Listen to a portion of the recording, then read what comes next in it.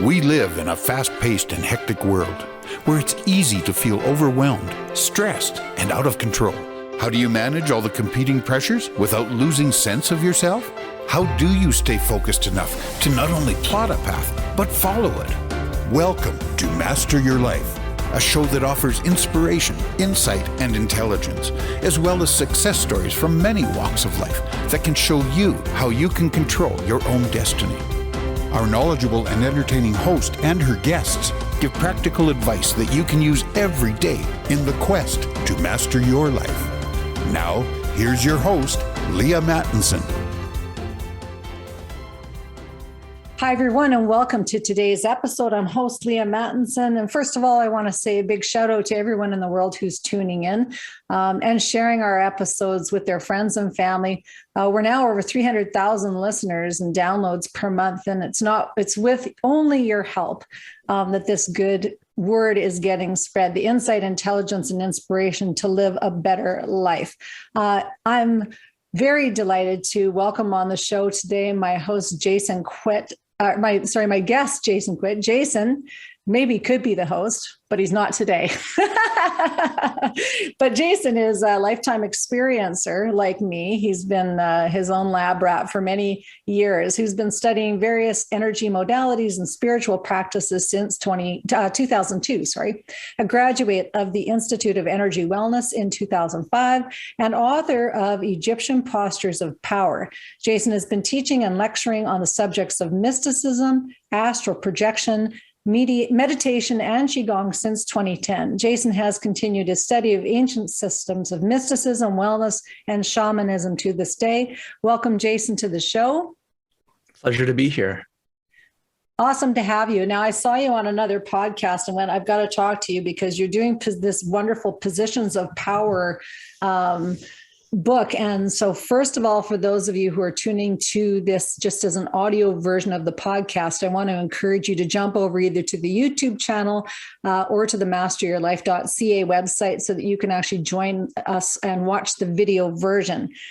Jason, I'm excited to talk with you today about your book because it struck me that this ancient wisdom of the power postures really was similar to the Qigong training that I'd taken and how much it's helped me to heal my life. And so I could just see that this really beautiful work that you have invested your time and energy into could really help people to resolve many different issues in their life and bring harmony to their life.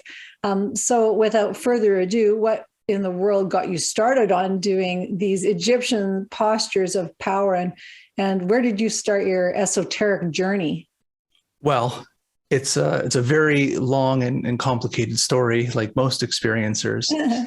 But I will just, skip forward the childhood and, having psychic experiences with ghosts and paranormal activity. I think that's where a lot of us start, is getting scared of shadows in the room or ghosts or being even taken out of your body on journeys, taken into past lives. So that was, for me, that was kind of a normal upbringing.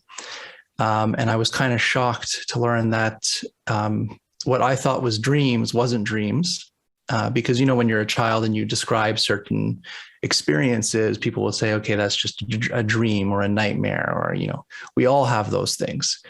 But later in life, I learned that it's not the case when I started to really describe in more detail what I was going through as a child. But what brought me into this, I really believe it was illness. And I think a lot of people start there. They have to kind of find that dark night of the soul, or they have to find that some type of healing crisis that they went through. And for me, I've always had a sickness. And it's not really something that people will say, okay, that's a chronic issue, but I had severe IBS growing up my whole life. So whatever I ate, I just couldn't stomach it. I would always have these intense pains in my body from eating.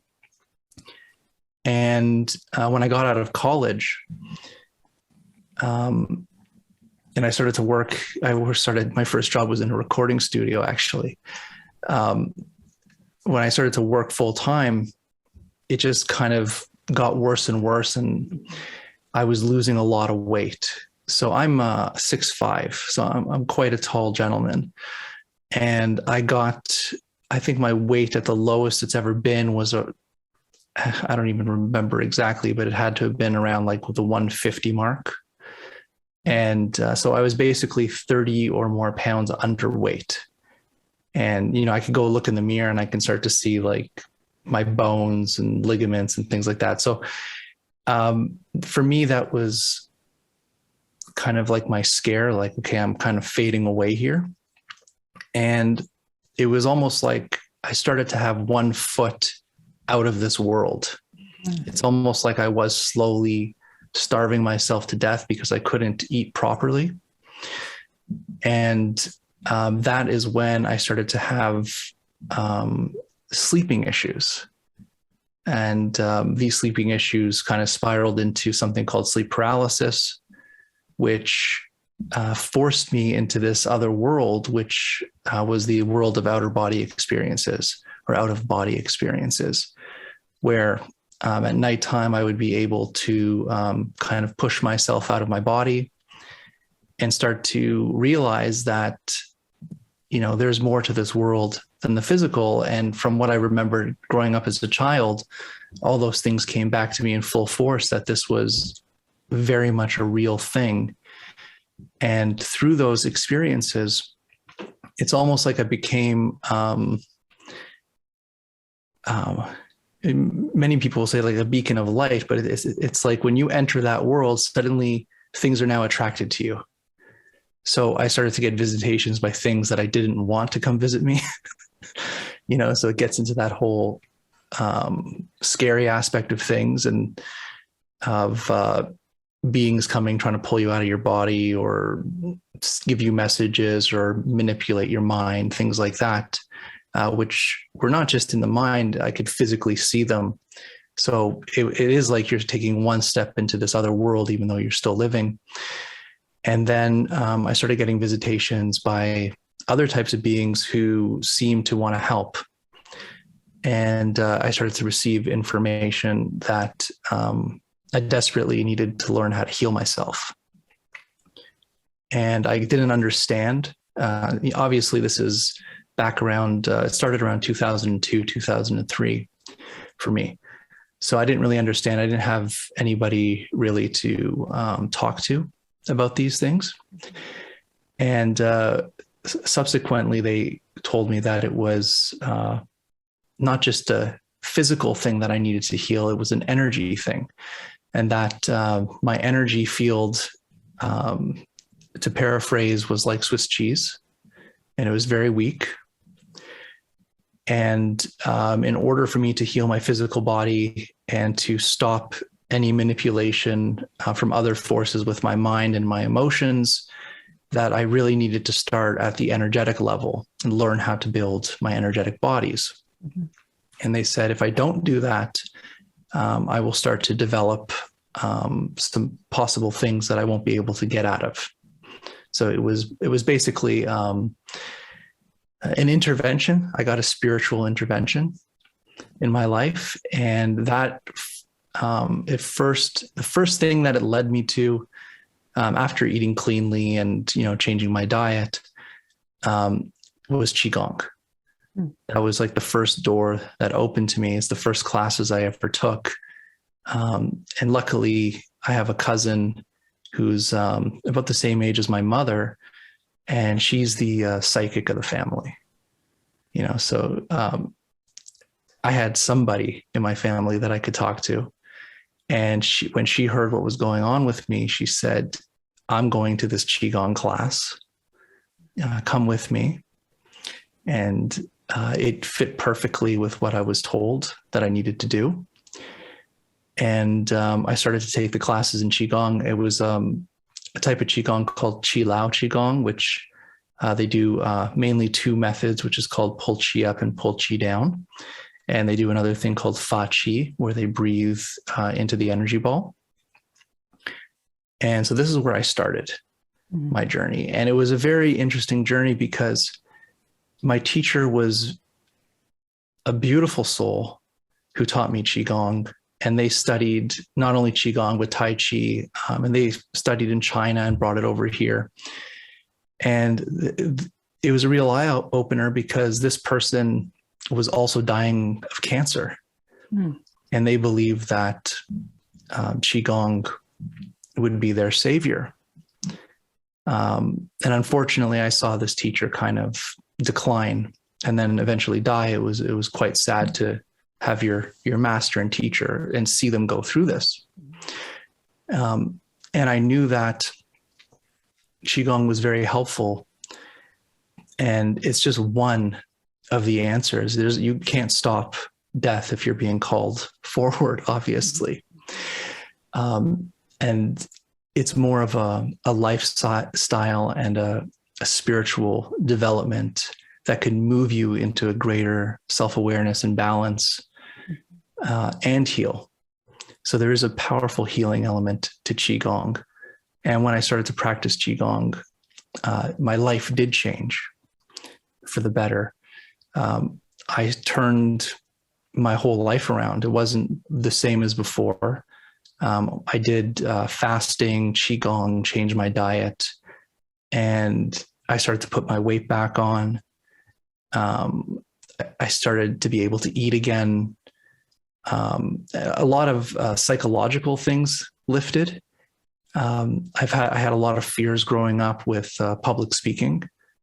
So I wouldn't be able to stand in front of anybody and talk. So I was always the quiet one. And that went away doing Qigong. And I also had very strange learning disabilities growing up. I really couldn't read or write. I was the most awful speller you could imagine. And I would stutter a lot. I would always have this kind of stutter that I would just stop talking. So most people didn't notice it. But that also kind of went away after doing Qigong. So I saw this whole change in my mental, emotional, physical, spiritual side, taking that path. So I knew that the advice and that intervention that I got was something that was solely needed in my life. That's where I got started. Yeah. Yeah. And people go, wow, you're being oddly silent, Leaha. But I did not want to interrupt your story. I think that it is millions of people suffer with IBS. It's often not recognized at all, and often it's not talked about because it's so uncomfortable to share. Holy man, it's just like I can't control my bowels. So even getting to work for a lot of people with IBS is almost impossible. I remember having clients early on that were, they were expected to take public transit to go to work. And they would just say, I can't go because I'm afraid I'm going to mess myself. It's very, very serious, and it can be very, very painful as well. So for anybody who's listening, who has IBS or knows somebody with IBS, I just want you to take a moment to take note of that. It's a real thing that people really do deal with. And just because they're not talking about it, a lot of times it's because there's embarrassment, shame. It's because you don't know actually how to control your own body. So there's lots of emotional things attached to it. So again, Jason, thank you for bringing that to light. And then this feeling, it's ethereal, you're not actually connected to the world, this kind of half in, half out of the world. How do you feel now? Do you feel like you're more connected to this plane, or how's that been for you? Yes. It's very interesting because many people on the spiritual journey, they're always thinking about, okay, I want to kind of ascend my consciousness, kind of go out into the ethers and have all this information come to them. And for me, the spiritual journey is actually the opposite. It's about bringing your consciousness fully into your body so you can fully experience this world and being completely grounded in the present. And by doing that, you're actually pulling the spiritual forces within you. Mm-hmm. So it's actually, for me, it's about the rootedness. Rootedness is the basis of spirituality. The opposite is where people go a little mental. And that's why they say you're losing your mind, because your mind is not in your body. Right. Yeah, Yes. absolutely. Mind your mind is how I end the show. People go, "Why do you say that?" It's because that you need to mind what's going on, where your brain is at, where your thinking activity is. So how old were you when you actually were sick, like in 2002, 2003? Just to give people a sense, you said you were just sort of starting into work. Yes. Well, this has been going on as far back as I could remember. I remember having problems all the way back in elementary school. Yeah. But I would say around the number, I was 22. I think that's when the gates just opened for me. And it's very, I keep saying it's very strange, but it is very strange because society teaches you that if you experience something like this, you are entering the realm of insane, right? It's like, you're not supposed to know this stuff. You're not supposed to see this stuff. And if you do, there's a problem. Right. But my mind, for some reason back then, it was, okay, I just realized that this thing that I'm experiencing is real. There's no doubt in my mind what I'm experiencing is legitimate. Why are people demonizing this? I know if I go speak to somebody, I'll be demonized. People will put a label on me. So I knew that I had to kind of maintain composure when I speak to people about these topics, because, you don't want to be labeled as someone unhinged from this world, which a lot of people do. So it's very important that we understand that just because these experiences are happening to you, many people sometimes go off the deep end because it's such a mental trauma to experience something that goes against all their knowledge and belief systems. But I felt very grounded, and I knew that I couldn't really express it because I would be put in this box. And that's where I kind of went down more of the academic side of this, where I wanted to learn basically the history of where this all came from. What is Qi Gong? What do other cultures say about these type of experiences? And the thing that blew me away was what I was experiencing was openly talked about in almost every single culture around the world, except the parts of the world that were influenced, I would say, by religion. So maybe the Western world in that type of a sense. So it was almost like that side of the world would demonize it. But if you go further back in time or in other cultures, it was just, okay, this is a normal thing, but there's things we do for this. And in China, for example, if you would start to, let's say, go down that road where you need the help, that spiritual help or energetic help, they knew you had to go do Qigong. They knew you had to go meditate. And there was clinics set up around China back in the 80s and 90s. Subsequently, they were closed down, but they were hospitals that literally just taught and did Qigong. And so why were they closed down, Jason?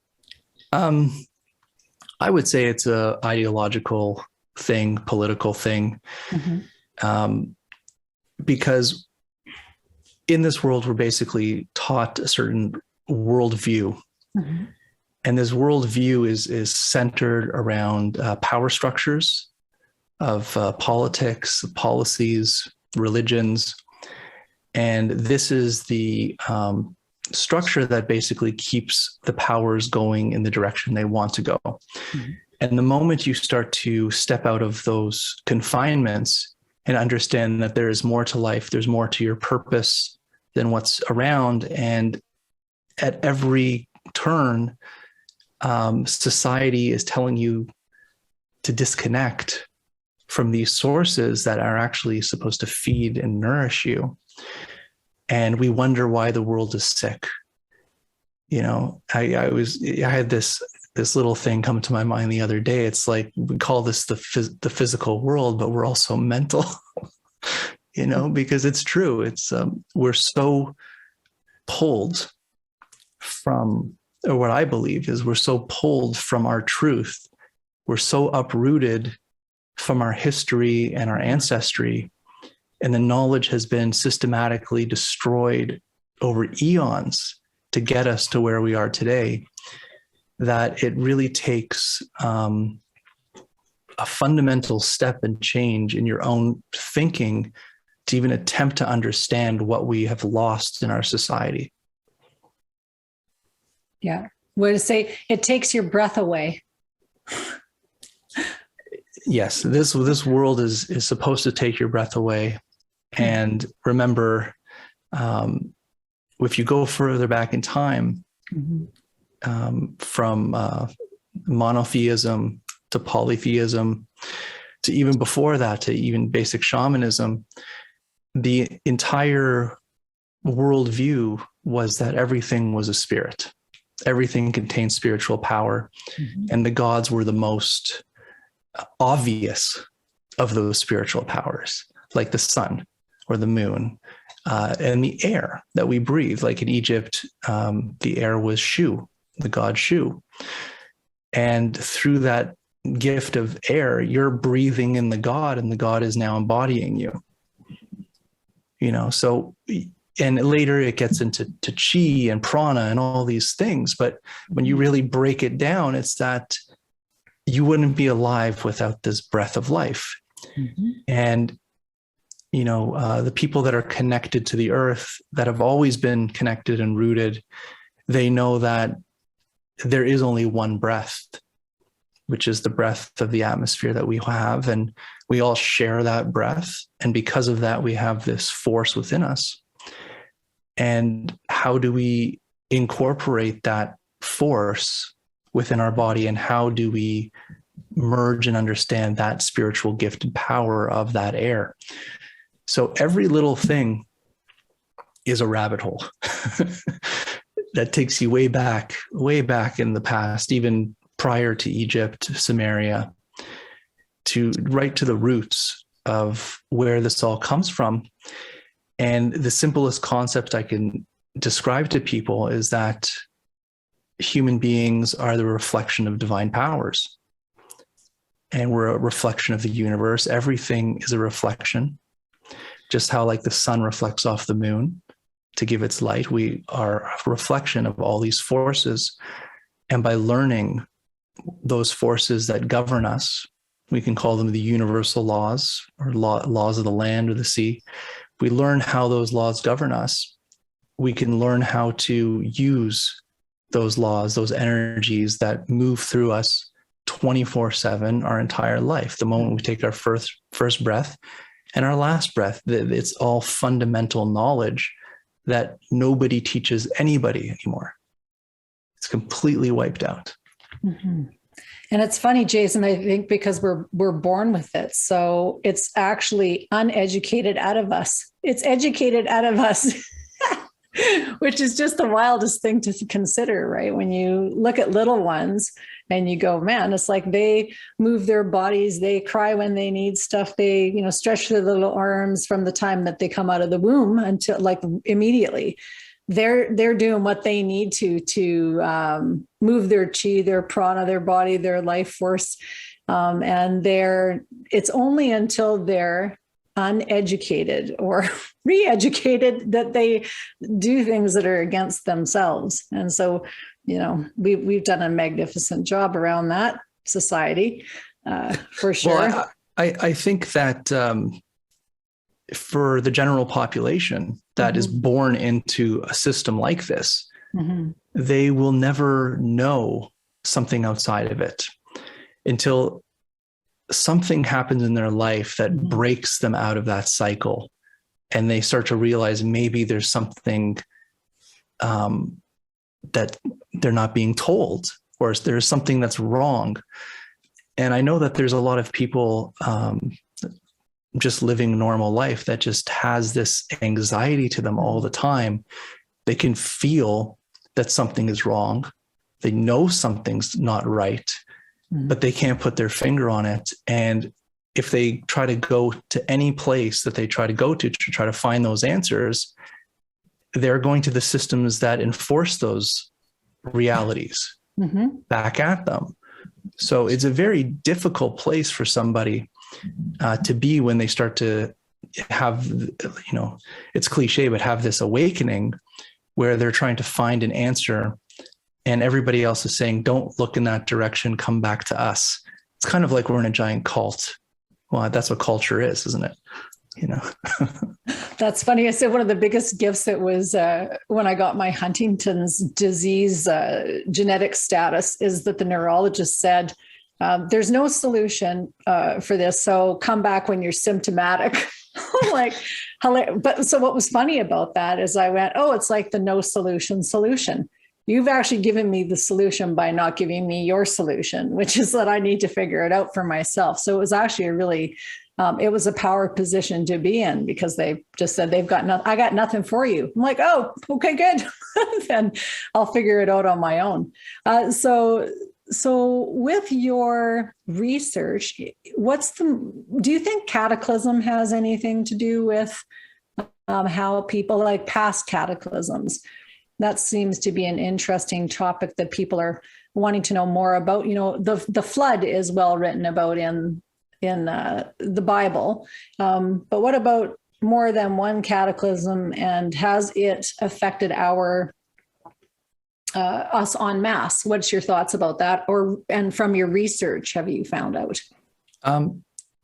It's a very deep issue because humanity is one unbroken chain. So we're alive today because of our ancestors, and we still carry the memory of our ancestors, even though we can't recall it mentally. Those traumas, those histories that humankind grew through is still with us, even though we don't want to admit it. And even through archaeological research, geology, they have found conclusive evidence that the Earth has been through many cataclysms, and they've happened during times where humans walk the Earth. So there are times of almost total extinction of humanity where we were reduced to very few numbers, and we still survived. If you go back a little further back in history, there are many other humanoids that lived with humans and shared the planet with us. There's many different things. There was Neanderthals, there was tall beings, there were short beings. They found them in mines or in caves in the Far East. So there is evidence that we shared the planet with many types of humanoids beings at one time in history, yet we're the only survivors. So humanity lost a lot. And because of that, many people have written about, mankind is lost with amnesia. We don't know our roots. We don't know where we came from. And because of that, we've created this completely fabricated world and history because we don't know where we come from. And, it goes everywhere from, ancient aliens, like we were just seeded here by aliens, to some cataclysm came and completely changed the face of the earth. Could change the stars in the skies. It could change the rotation of the earth, the calendar, the days of the year. We don't know really how much damage these ancient cataclysms had on human development. Mm-hmm. So is there a difference between humanoids and mankind? I would say we would be genetically different. We would have different traits. And there has been hybridization of humans. So if you go back, even with your ancestry, you can actually see maybe you're like 1 to 2% Neanderthal, right? And there's another name, I forget, it starts with a D. no, off the top of my head, but there were times where I guess because of the trauma of the earth, communities were brought together and to survive. So you would have other humanoids and humans now bringing community together and then interbreeding together to survive. And this is why we have those genetic traits that we can trace back. Mm-hmm. I think it's important for people to do some homework on this. And we don't have the definitive answer between Jason and I, but there's a distinction on this episode anyway. Maybe we'll revisit again. But there's a distinction between mankind, womankind, and people and humans. And so for those of you who want to master your life a little bit more, there's a little hole for you to go down and chase the old rabbit hole and do your investigation and come back and see, let's see what your answer is. Because it's that distinction that is actually at the bottom of all of this genetic alphabet soup that our culture is currently dealing with. So we're not going to go down into the weeds on that. But it's behooves people to know what the differences are so that you know what you're fighting against, if you're even aware of these things. But that's, part of the research, I think, around esoteric things is that we need to take our own threads from teachers that are teaching things that have helped them to heal, and then to go, I wonder what would help me in my current life circumstance. So Jason, let's fast forward a little bit from 2002, 2003, and moving forward into what was your own journey? You've dipped into all kinds of mysticism, shamanism, and then you got into Qi Gong, obviously. And then how did power positions or power postures come to your awareness and then out into a book? Well, I was very into Qigong, and I would practice it religiously because I did see a noticeable change in my life. Yeah. And I bought, let me see if I have them here. I was at a trade show, a health show, and there was a booth that was selling a stone called shungite, which is this black stone from Russia. And there was a poster at this booth, and it was a statue of a pharaoh holding cylinders. Oh, there you go, holding cylinders. So the poster said, "What is he holding?" And it was the first time in my life where I kind of I felt that kind of psychic pull, like, okay, what is this? And the gentleman put the cylinders in my hands, and almost immediately I started to feel this charge, this heat in my stomach. I could feel it right now. It's coming through my body. And so it's almost like you're charging, you're holding some type of energy generator is all I could describe it as, positive yin and yang energies. And so I knew there was something to this. So I brought these cylinders home, and I started to meditate with them before my Qigong practice. And I would find that it greatly enhanced the energy, because the energy would be already flowing and building before I even did Qigong. So then it just amplified it and amplified it. And then at nighttime, I would be taken on these journeys where I'd be, I don't know if it was a remembering or a past life journey, or it was just, I was being taught in the astral in these Egyptian temples, where I'd be standing in front of a teacher, looks just like the statue, and they would be standing in various postures. And I knew that I just had to copy, because there was no conversation. They were just doing the postures. I copied them. And the moment I did that, the first thing that happened was it felt like there was a thing, I could describe, open up above my head. And it just felt like standing under a waterfall. So it was like just pounding energy, but it wasn't water. It felt like millions of solar radiations. It was like a waterfall of sunlight. That's the only way I could describe it. Yeah. And it was so powerful. Like I could feel it in all my cells, that my body was just vibrating. Not like in a spiritual sense, I raised my vibration. My body was literally vibrating uncontrollably. And I would wake up in my bed in the posture. I'd still be holding the posture. I'd even have my left foot up raised in my bed. So it'd be off my bed in the air. And then when I would break the posture and to go back to sleep, it's like, then it would just close. Mm-hmm. And I found it absolutely incredible that I felt the energy, not only when I was dreaming or having that experience, but also when I was awake. And it was the most powerful experience in a posture I've ever had. So I knew that I've just tapped into something, this remembering that I knew was very important to me. And that kind of set me on that's what really lit the fire in me, because it's like, I've never experienced anything like that. It was profound. So I started to document what I was being shown.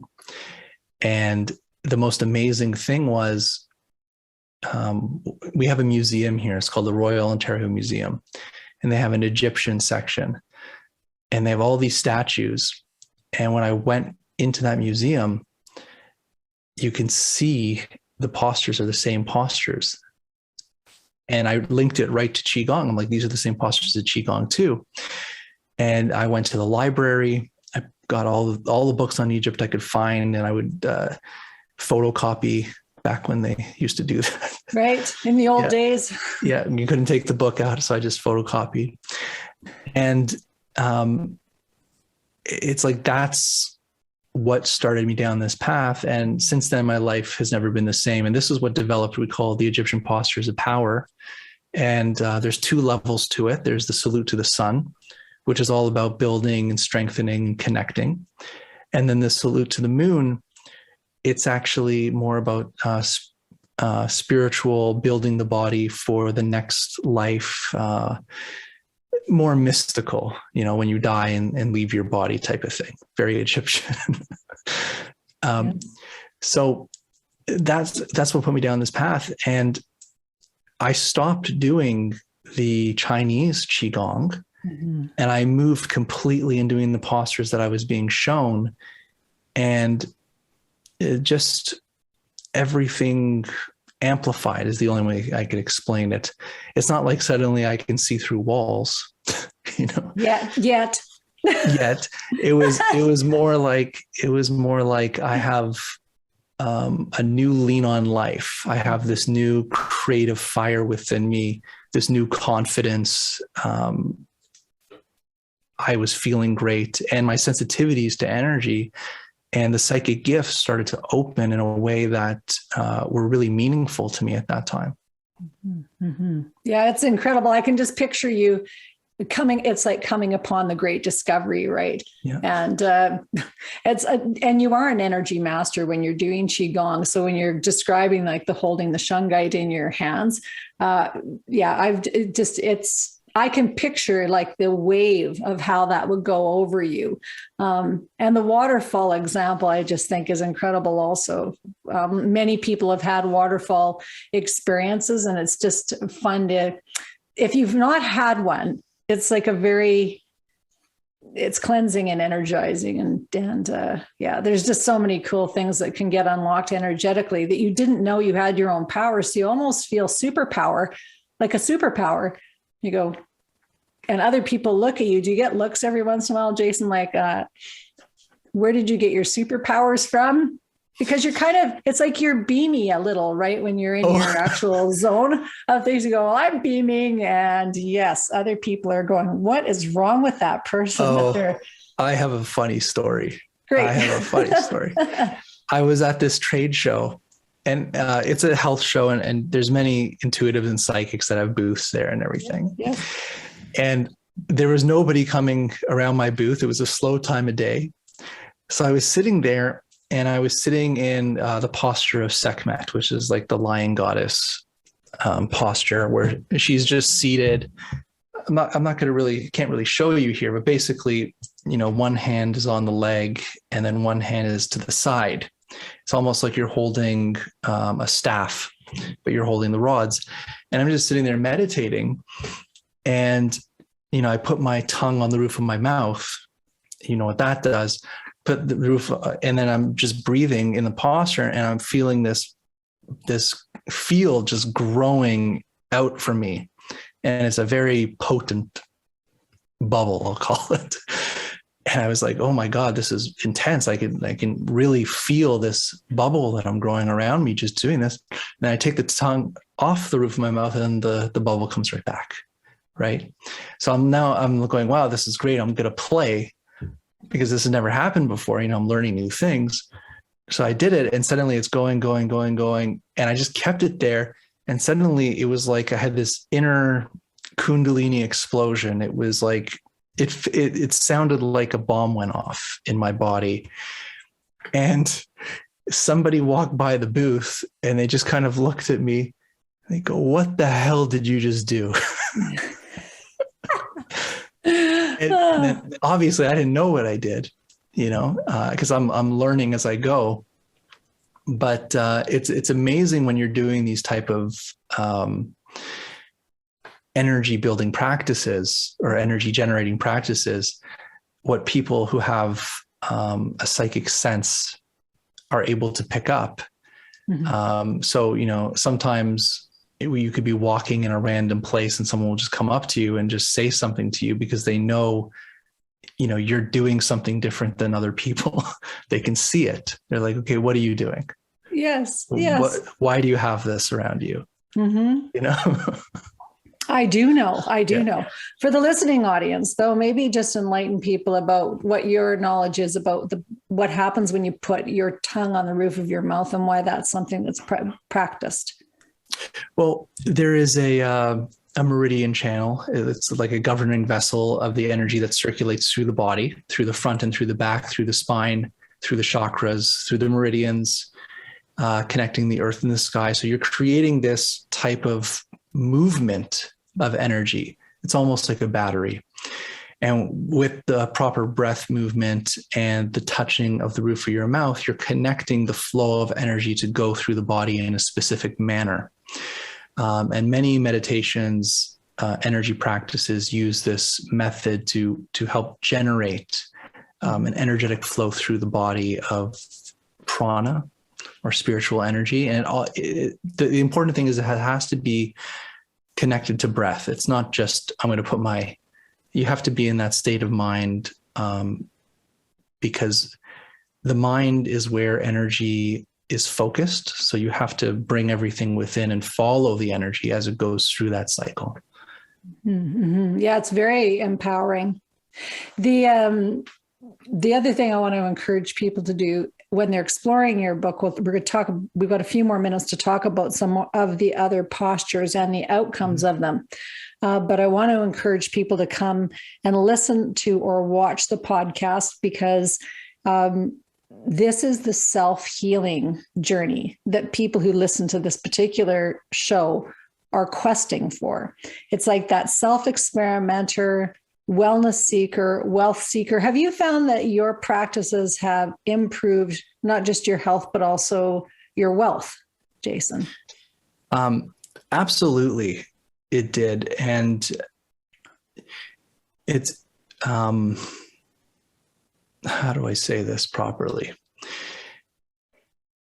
Before I got into spiritual practice, I was always trying to chase money.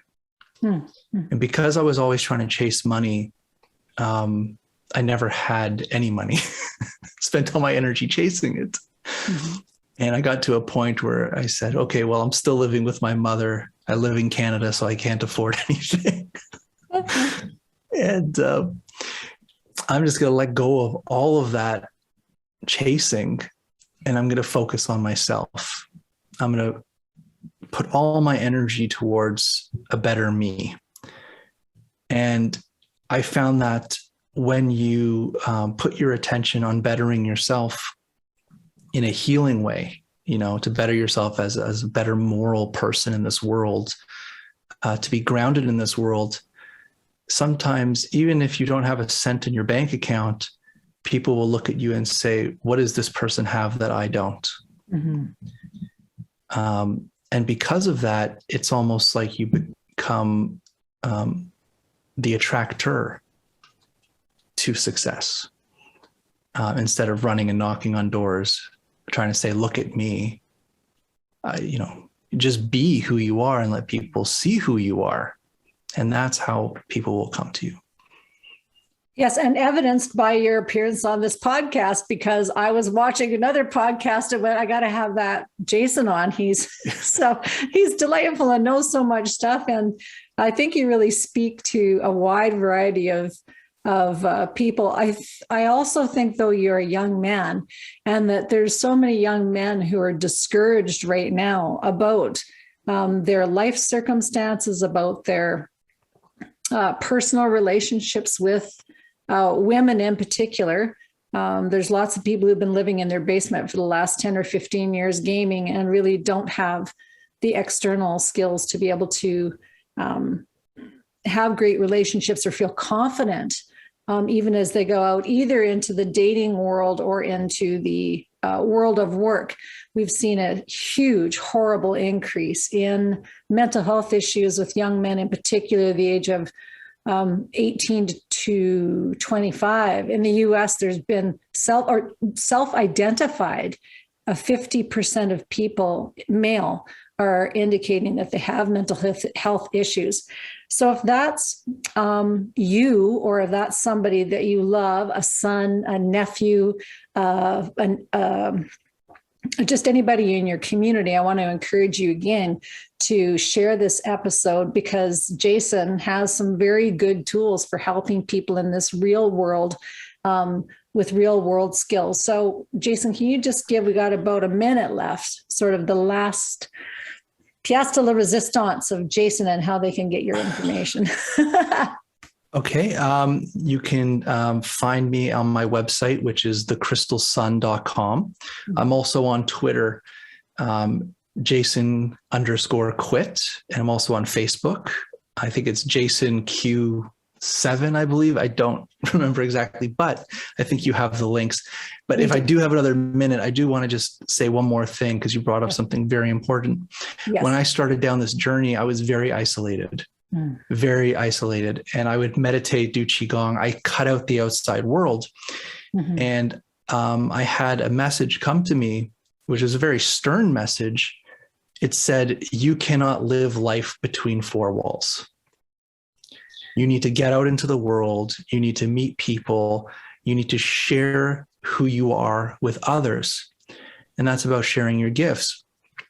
And from that, I started to go to conferences. I started to talk with different groups, and I created a very vast network around the world just by getting out into the public and talking.